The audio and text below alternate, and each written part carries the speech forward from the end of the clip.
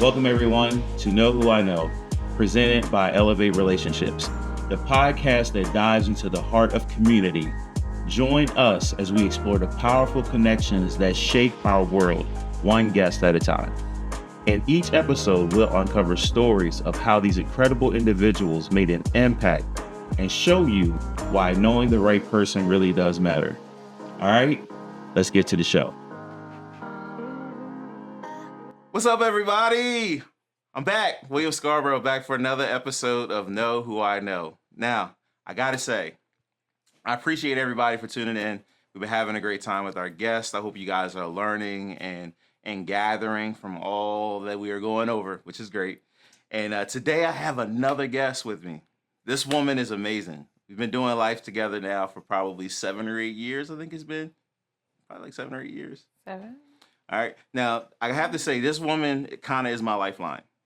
Like, there's times where I found myself where I call and say, hey, sis, can you make this copy for me so we can have for, service next week? And she'll say, yeah, I'll make sure I get that done after I write my thesis. And then I have to go cook dinner. And then once I cook dinner, I got to go teach another class. And then I have to make sure the kids are put to bed. And after that, I have to write 3 papers. But as soon as I finish writing those 3 papers, I will make sure I print that for you. And I'll just say, sis, don't worry about it. I'm good. I can do it myself. So today, I want to present my girl, my go-getter. She does it all. There's nothing she can't do. Jocelyn Martin. What's up, sis? Hey. Now, did I do you justice? You did an interesting job. You did an interesting job right there. How was that interesting? Come on, talk to me. No, it was a lot. It was a lot. I didn't know it, But did I miss anything?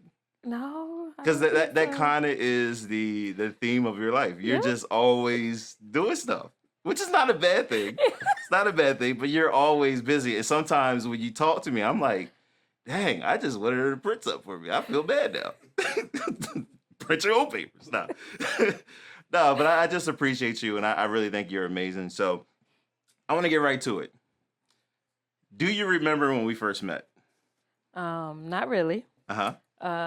To be honest, I didn't really think about how we first met until you reminded me one day, particularly at an event, because I said I used to be a rapper.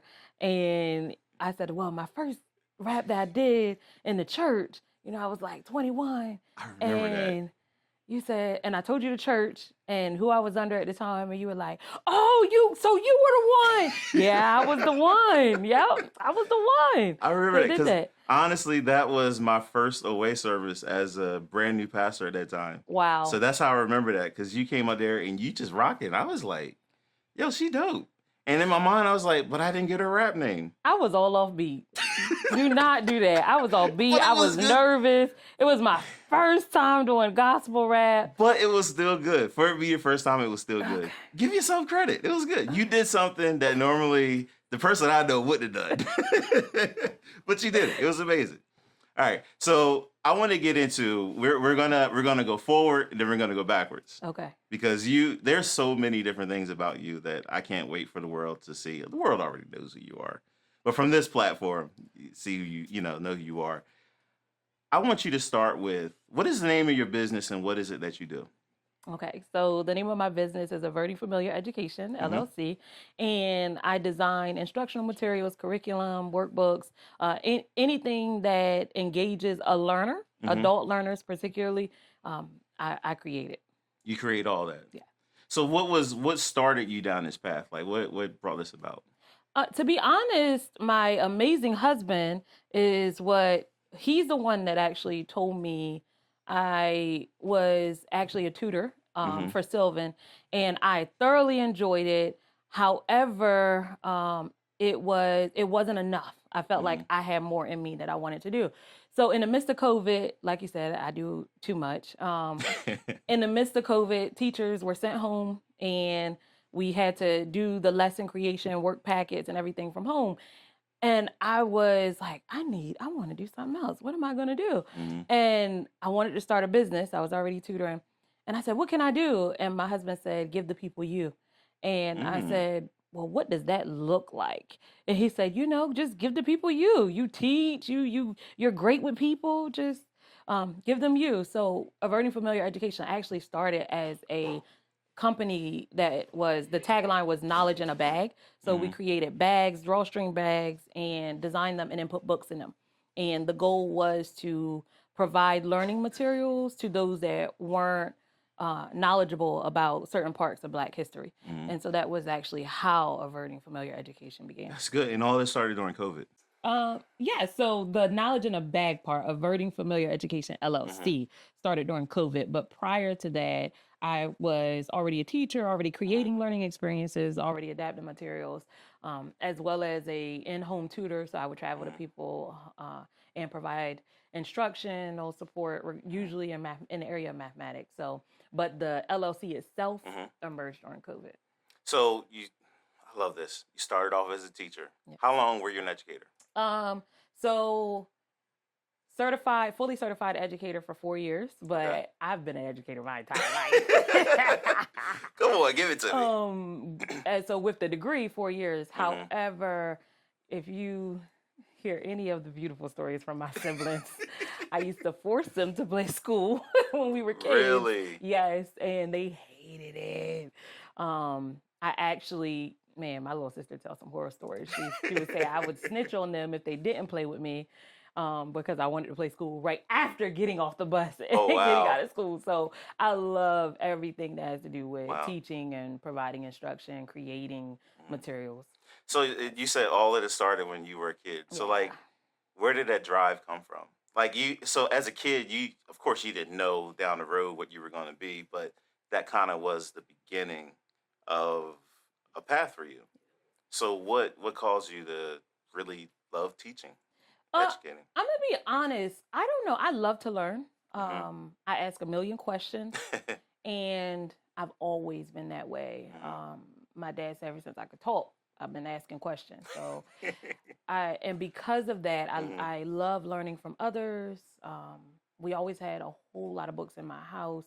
My dad actually had a chalkboard in the living room. So we were, old school. Old school. We were required to recite timetables. You couldn't go outside and play if you couldn't answer the question that my dad throws at you before you go out the door. So education was a primary part of my upbringing. Dang, so that's good. So as you're coming up and you're understanding that it's a part of your upbringing, like, what made you actually want to take that step and go in that direction? I'm going to be honest. When I first went into college, I was declared a psychology major. So I was declared a psychology major. I wanted to be a youth psychologist. And the program actually ended within the first semester I was in college because there wasn't high enough enrollment. And I had to quickly choose another major. So my second option was teaching. Teaching. Okay. So hold on. I forgot something. I forgot to put respect on your name. You a doctor. Not yet. No, but you here. No. How close are we? I am in the pre-proposal phase, so I'm hoping a year. But we close enough. It's been a long process. It's been a process. And seeing you go through this process and your drive to watch kids succeed. So when it comes to education, like, what is that like moment of satisfaction for you? What do you see that makes you feel satisfied in that? I would honestly say I love when the light bulb. I love seeing the light bulb. I know it sounds so cliche, and most educators say that, but that's because it's real. When you've inspired someone to smile, and you ignite this spark in a learner, whether it's an adult learner, whether it's a child, it changes the game. It just fills you up with joy and makes you want to keep going. Yeah, and you see that in your own kids? Yes. Yes. Your kids are super smart. I want to tell you that. I watch them talk even with Kayla, like having a conversation with her, I'm like, this girl is off the hook. Like she's a very, very smart, well-mannered kid. And I love that. You. Please teach my kids. No, I'm just kidding. I'm happy to do so. That's what I do. No, I'm just messing. But yeah, and seeing you go through this process, like you are a jewel for anyone to have. Like I tell you that all the time. You're just an amazing person and all those great things. So I want to get back to your business. So when it comes to you helping with organizations, like what are some of the challenges that you see with helping organizations get better? So there's this concept called Lewin's Law of Change, and Lewin's Law of Change actually specifically speaks to a organization that needs to undergo change, but it's difficult because our values, our mission, our vision, the unspoken practices in our organizations are frozen into a state of forgetfulness. So we just naturally do it without even realizing it. And with Lewin's Law of Change states that you must unthaw that ice block in order to take out what needs to be taken out and in order to add in what needs to be added in. So I personally feel as if the hardest part is unthawing that That's what I was going to ask you. It is unthawing the iceberg because you have to put heat to it. You gotta put some serious fire to that iceberg because especially long-standing organizations where the leaders are still, the founding leaders are still there. So it's what culture is established was established by those founding leaders. And that is probably the most challenging part, unthawing the iceberg. So when you go through that unthawing process, like what goes through your head as you're doing that? Like what's your experience with that? I'm gonna be honest. The unthawing part is very frustrating because we want to see change in our organizations. We want to see impact. We want to see influence. However, we often fight against what is needed to get there. Yes. And that is probably the hardest part. As someone, you call someone in, you want help, you want to make the change, but you also want to keep some of the old stuff. But some of the old stuff that you want to keep often isn't serving your mission and vision. Yeah. So when you have leaders coming to you with this, so I'm gonna just say this for those that are listening, like what advice would you give them when it comes to that unthawing process? Like what would you say to them to help them get through that? I'm going to say, sit with yourself. Really practice getting to know yourself and your own personal values, because that'll be a pre-indicator of what you may kind of buck against in the change. If you value consistency and you feel as if those within your organization are highly inconsistent on a regular basis, so you want to promote or you want to infuse consistency in your organization, then you have to be willing to go through and sit with how you may have demonstrated some inconsistent practices. So you say you value consistency, but obviously the members in your organization are inconsistent for a reason. Right. So that means something that Starts you're at the top. doing Yeah. is inconsistent, right? And you have to be willing to face that. Yeah. You have to be willing to put the mirror in front of yourself. And you would say that facing yourself sometimes is difficult. Oh, yeah. Oh, yeah. It's difficult for all of us. Yeah. Especially when you're leading an organization. Most definitely. Especially. Most definitely. So let me ask you this. So where do you see the greatest need for growth in service-oriented organizations that over the next 10 to 5 years? That's different. That's unique to the organization. It's unique to its vision and mission. However, I will say that being adaptable is a requirement. One of the things that we can refer to is research pertaining to the different generations and how different generations value different things. Gen Z does not value what baby boomers value.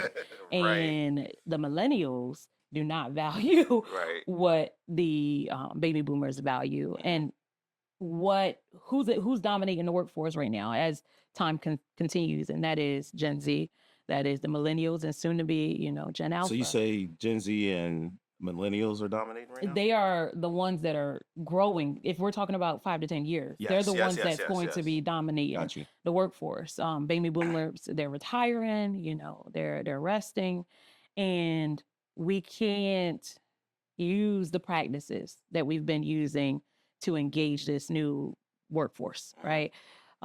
Gen Z and millennials, they require consistency. They require adaptability. they require presence. They require being valued, not just the value of their gifts or their skills, but they themselves require that you value them. They engage work-life balance. They require you to consider their work-life balance and their stress levels. So because of that, we have to be adaptable. Organizations that's been standing for 30, 40, 50 years, they're going to need to make some changes to make sure they have a workforce Right. to grow to grow towards that mission and vision.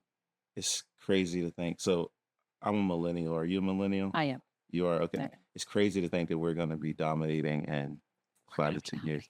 I'm sure we're amazing though. I think we're the best generation. Do you agree with that?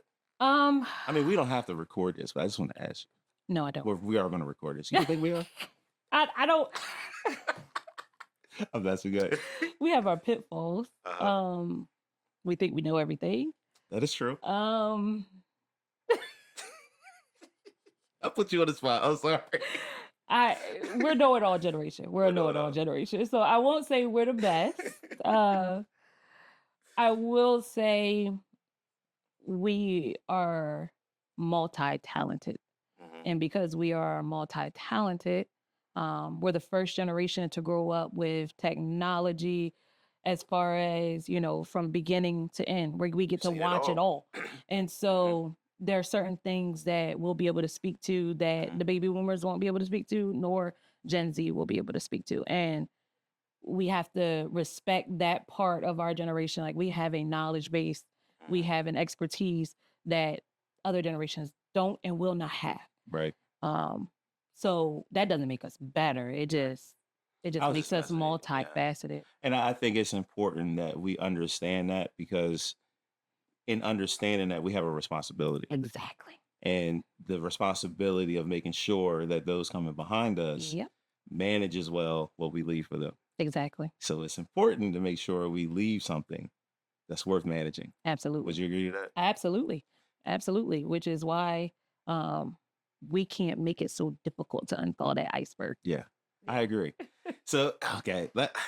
Oh man, I want to ask so many questions about that, but I'm because you got me wanting to go down a wormhole right now. So I'm gonna just move on. I'll move on. All right. So I want to backtrack a little further. So one thing that I think is important, and just like you said, even with whatever generation you're part of, and with the workforce being dominated by in the next 5 years, possibly by us, do you think it's important to have a mission and vision with an organization? Absolutely. Absolutely. Okay. So with that being stated, I want to know, what is your mission and your vision with your business? So I'm gonna keep it short because it can be real long. Girl, right? We got time. So in short and sweet, my mission is to create adaptable, cultured curriculum materials in order to help organizations thrive, the members within the organizations thrive. So that can be from the customer to the employee. That can be from the leader standpoint. It is a multi-layered mission and vision, but the goal is to provide information so that there's transformation, so that each of the people within or associated with that organization can thrive. So with the people, the organizations that you've helped so far, have you seen significant turnaround? So one of the things that I will say is the feedback that I've received from organizations that I've supported so far is that the materials that I've created for their training, they feel seen. They don't just feel as if they are a means to an end. Okay. And that is very important, to make sure that the people within your organization feel like their work is meaningful, that what they're doing with your organization is meaningful, and they have a purpose as well as their work has a purpose. So let me ask you this. So how intrusive are you when it comes to helping them get to their goal? Pretty intrusive. I can see the look in your eye. Pretty intrusive. I know sometimes they're probably like, oh my God, but it's needed, right? It's needed. And I like to dig in spaces that we don't like to talk about, because those are the underside of the iceberg, the hidden parts of the iceberg that really drive us in what we do and how we do it. That's good. I want to hit something real quick. You said that empathy, compassion, and resilience and self-awareness are at the heart of what you do, right? So how do you help teams practice these values in real everyday ways? So one is through role play. Role play is a big part of what I do. I incorporate principles that allow I bet the that's fun too. individual. I love it. I love watching the people interact. That really help them engage their current role or the role they're stepping into alongside their personal functions, and it's in a safe space, right? It's in a container. So being able to role play, also allowing spaces for emotion to happen, Okay. because sometimes certain interactions or conversations can trigger memories and thoughts, and allowing that space by having mindful moments where people can just sit, kind of deep breathe with every part of the instructional content, not just pushing and plowing through it. Right. That's good. Yeah. So let me ask you this. So with a small business that have really limited resources, but they still want your approach, what advice would you give to them? I would say start small. Start small. It doesn't have to be a big grandiose. So hey, I'm bringing in someone to retrain our entire workforce for the next week, because small organizations don't often have large pockets. Right. So what I would say is start small with maybe a 15-minute, role play scenario at the top of your faculty meeting, or when you shout out wins, shout out a win for each person. Ask questions like, where do you see yourself in this organization? How do you fit? How do you feel like you fit at the top of any meeting? And ask each of the people that, and allow them to really sit with, one, how they connect, how they feel connected or disconnected within the organization, and how they feel connected or disconnected with each other. So you can start with small approaches. That's really good. You thought of every single aspect of this. I love it. I love it. I'm serious. You're really, really good. So here I am, small business, and I need your help. When I come to you, what are the first questions that you're going to ask me? Give me the first 3 questions you would ask me. So it is different for each person, because I actually have individuals fill out a instructional excellence survey. Okay. So where they provide me with the details as they know them. So, your budget, your mission, your vision, your brand, colors, who you're serving. So is your organization serving families, children? And because I really want to know the beginnings, how your organization started, because that allows me to sit with that content and reflect on what you've provided. Now, based upon my personal reflection, then I'll come to you with questions after that. And So those how- questions how- are unique. I'm sorry, I didn't mean to interrupt. So No, how go ahead. long is that process of you actually looking over the info and just pondering on it? How long is that process for you? It depends. Say someone goes online and just fills out the survey. I've never spoken to them. I would say give me at least 72 hours, right? Okay. But if it's someone that I've spoken to, or we've met at a conference and I've talked to you, we've spoken for an hour or 2 hours, I'm sitting with the information you've already given me, and then I'm just asking you to fill out the form. I'm filtering what you wrote down with our conversations, and that may be a day.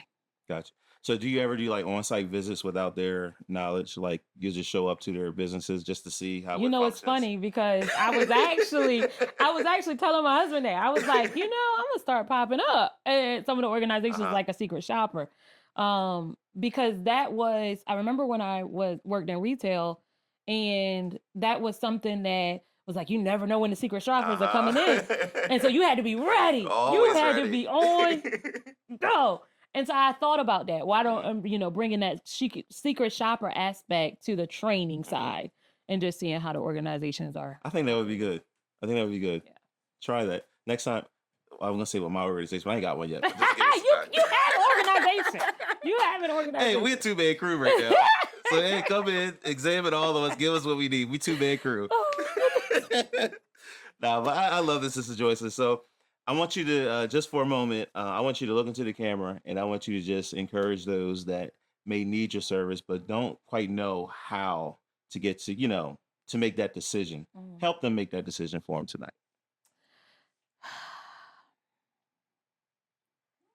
I'm going to say something that I always say to my future educators.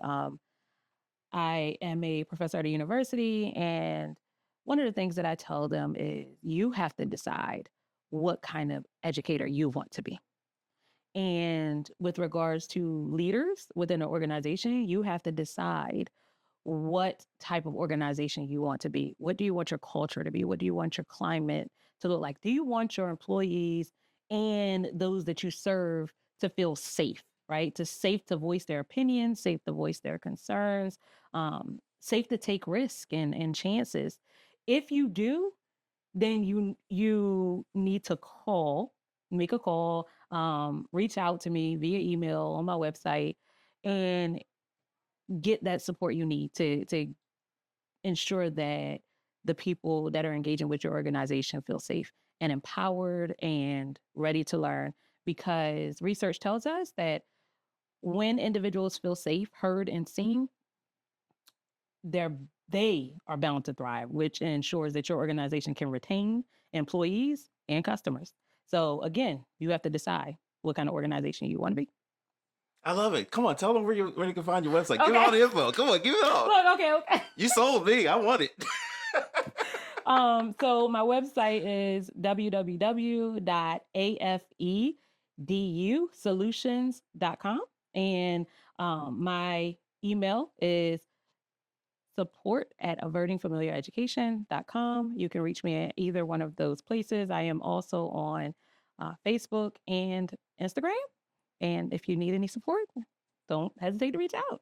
And put some respect on her name, Dr. Jocelyn Martin. Go on, give her a hand, y'all. We love it. We love it. We love it, sis. All right, so here we go. This is the final part of the show where I get to ask some questions. Okay. All right, true or false? All right? All right. Ready? Okay. You already gave, I have one on the list you already gave us Okay. the answer to. So I'm going to ask that one just to kind of soft start. True or false, were you a rapper? Yes. Okay. What was your rap name? Dilemma. Dilemma? Why Dilemma? Come on, I got to hear this. Well, actually, initially my rap name was Young T because I speak really fast So you're a and I thug. talk really fast, just a little bit. And it stood for a young twister. Okay. And my uncle said to me, who has since passed away, he said to me, "You don't want to live in anybody else's shadow. Why would you want to have a rap name after someone else?" So then it became and emerged to Dilemma, which meant if you mess with me, you're gonna have problems because Dilemma was problems. So You about that I life. consider myself a lyricist, a poet, and I will cut you with my words. So Hold on. that was That Dilemma. sound That was twofold. Dilemma. No, That was that Dilemma. sounds twofold now. Words and I gotta bleed. No, don't bleed. Just the words. All right. That was good. I didn't know it was Dilemma. That's It was amazing. Dilemma. Wow, that was good. I'm surrounded by rappers. Didn't even know it. Wow. All right. So the next one is true or false. Did you do slam poetry? Mm-mm. No, false. See? False. I gotta throw a false You one out gotta there. throw every a false now one in there. That's All good. right, here That's we good. go. That's good. Next one is true or false. You played basketball in school. True. Now, was your name the round mound of rebound? No. Do you even know what that means? No. It's Charles Barkley. See, So you were Charles Barkley on the court. No. You were a rebounder? I was a rebounder. See, you're Charles Yeah, Barkley. but I never thought about that. I So- thought that's pretty good. So I how never good thought were about you? that. How good were you? I don't know. I'm honest. Okay. I had heart. I'll Yeah. put it that way. I had heart. She said she had heart. I had heart. And I love basketball. So that's really I did not know you. and I played ball out courts and I love to ball, street ball uniquely. Uh-huh. And I felt like I had a shot, some others may disagree, but I felt like I had a shot. But I had heart and I enjoyed playing defense. I Really? enjoyed so How long did you play? I played from I think I was 12, 11 to 17, 16, 17. Really? So if you weren't on the team, did the team miss you? Probably not. Probably not. So you made a difference. You had heart. I had heart. Okay, I agree. You had heart. That's I had great. heart. Wow, didn't know that. So now you know where the round round mound of rebound means. That's Charles Barkley. Okay. All right, so last one, true or false? Is it true or false that you have a 2-foot princess running around your house controlling everything? Watch what you say, because that's my girl. Yeah, she's something else. Now hold on. You say she's something else. Now, is this a splitting image of her mother or father? Be honest. We just talked about truth. I would say she right down the middle. That girl is cutthroat. Boy, that is my girl. Cutthroat. That is my girl. Every time I see her, the joy and the excitement that comes from her with no help. Oh, it's amazing. I think it's really good. So, Jocelyn, I thank you so much for being on here. Thank you. It's really blessed my heart today. So to those that have been following us, you got to meet Dr. Jocelyn Martin today. Now you guys know who I know. See you next time. Thanks for tuning into this episode of Know Who I Know. I hope you found inspiration and value in today's conversation. Don't forget to connect with us on social media, Everything Elevate Relationships. Like, share, subscribe to our YouTube channel, Elevate Relationships. Until next time, keep building those connections, and remember, community is everything. And now you know who I know.